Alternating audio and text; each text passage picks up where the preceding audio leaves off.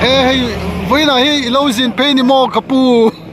Hey, kai, ram lai tui.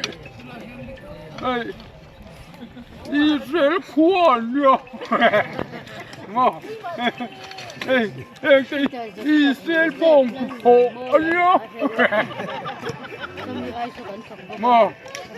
Aziak tu po Israel pa ya.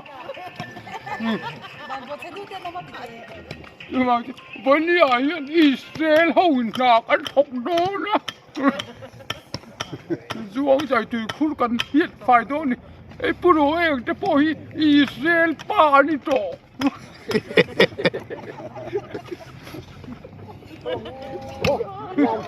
Làm được phút lo, làm đàn thôi.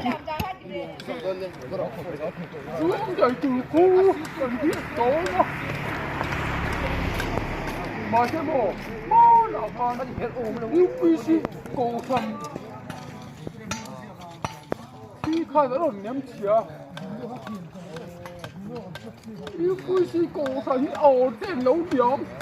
Khi thí là hẳn đắp thế đó. Alo, thật bên gì?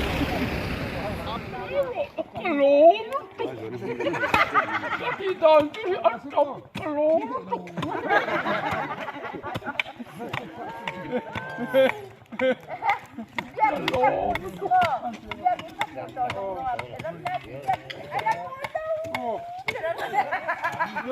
ăn cốt trời ơi, nó kiểu tổ lầu đấy. Đi xiêm cái gì kia, ăn chiêm vào thì ăn. Đây, đấy, tổ phần không cần đi. Đây, cú liền thế là coi. Cần phải biết là khi một cái lọ còn đang chìm chết, anh xem phim.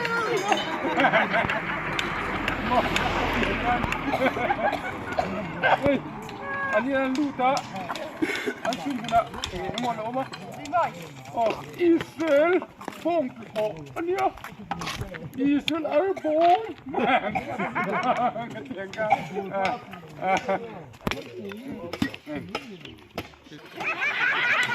Hey hin.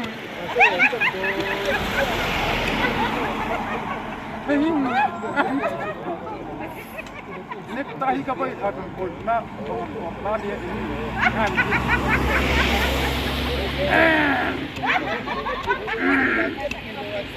ani te po na ani te po na sa le ba di ko